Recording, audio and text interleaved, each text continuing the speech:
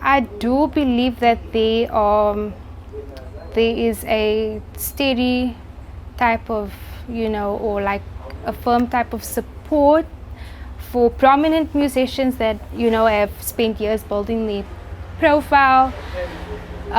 Maybe not, maybe it could be bettered, but I think that more so, I think that maybe the credit and acknowledgement should be more. I feel like, and I want to be honest, but also from my perspective, I feel like our country can, credit and acknowledge, especially the ones that have been creating and making music like for years, like if they can show more acknowledgement and credit towards them, like give them more credit for their work, more recognition, I feel like our prominent musicians, they should be, they should be more showcased on TV, or like, have some, how can I say, some broadcasting, like interviews or feature, you know what I mean? Like they should be able to, we should be the, well, not us, but like media should be the ones informing, our country about the type of talent and the work ethic that we have here, that our creatives have here. Because yes, we do, I mean, we turn up the radio and it's mostly, like our, like it's mostly international, like artists performing, and yeah, we have a strong support for especially like our pop industry, but I think the art kind of side of music, like it should be more like appreciated. People should feel, people should know what we have here. Yeah, people should know what we have here. Yeah.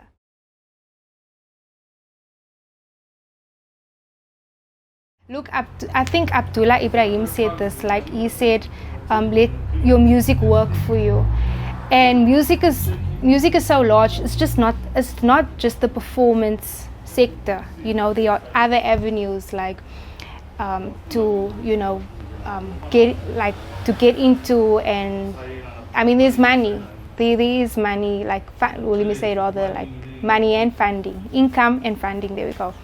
I know that one of my favorite pianists that I look up to, he is not just a performer, he's also like a piano tuner. So he would like fly out of the country just to go tune pianos, and which is really cool. That's his like extra, income on the side, but like all in the music field. And then again, like what Kyle's doing, he's doing film scoring, and yeah, many people are like venturing into different avenues, but within the music like industry, because there's many avenues that you can explore. I know some people doing music therapy, which is really interesting. So yeah, for the younger generation who wants to go into music, like especially I would say to the parents, like especially when your child has an interest in music, let them take up the necessary like training, and also obtain much more knowledge about the industry and like the different avenues, like, and also go and not job shadow, but like go and ask questions around like how how sustainable our music sector or music industry is.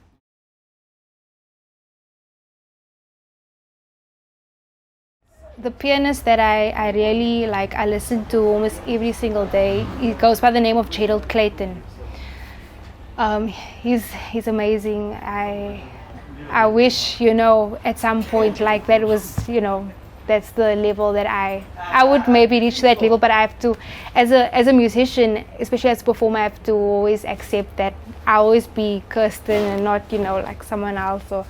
But I love his music, I love his compositions, I love his sense of harmony as well. But the person that I would love to work with, wow.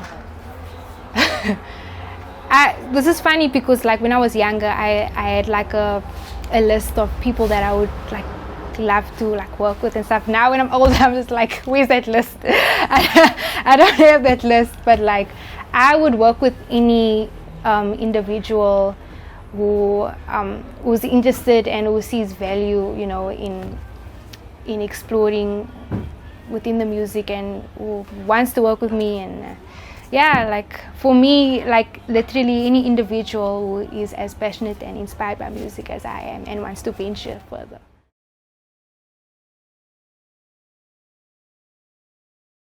Of course. It's so funny because like I think it was last year I was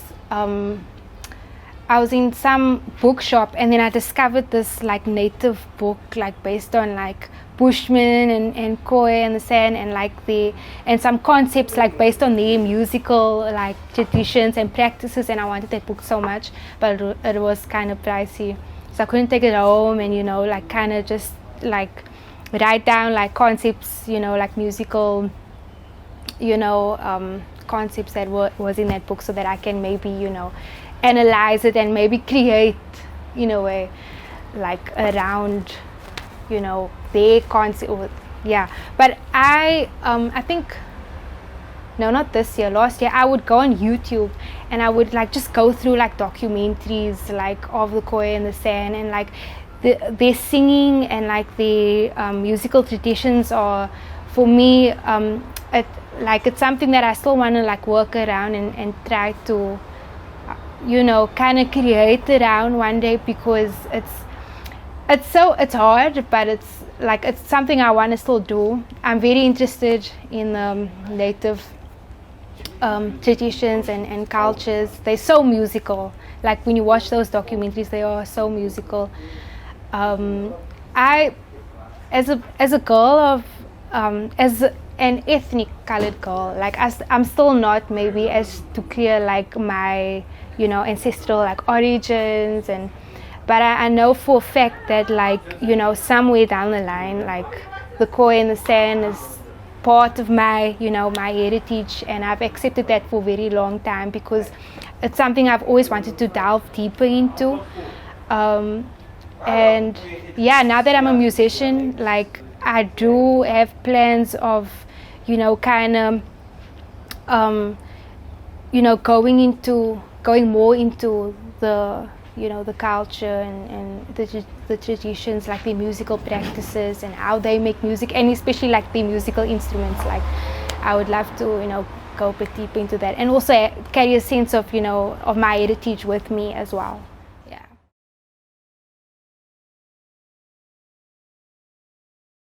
Kyle is like the modern version of Abdullah, and I mean Abdullah, you know, the thing is like when I went back to like all his early CDs, like we sound, especially like his solo piano albums, you know, a lot. It's sad that our communities, you know, we only know him by, you know, some compositions like Manenberg or, you know, Chisa, or maybe one or two other compositions from his like late albums like Township Funk.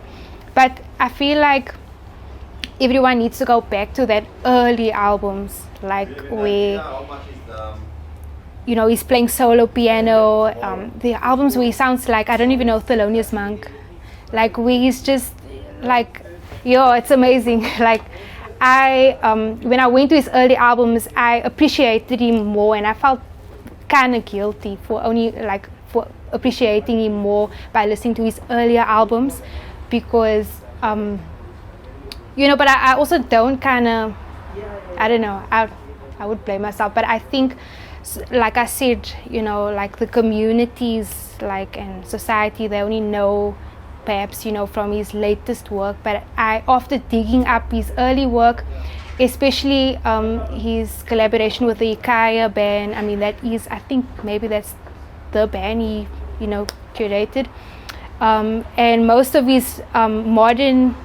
more modern like solo piano albums, like I discovered for myself, Abdullah Ibrahim is actually like broad, like he's a broad pianist. He's not just one thing. He's not just like for the culture.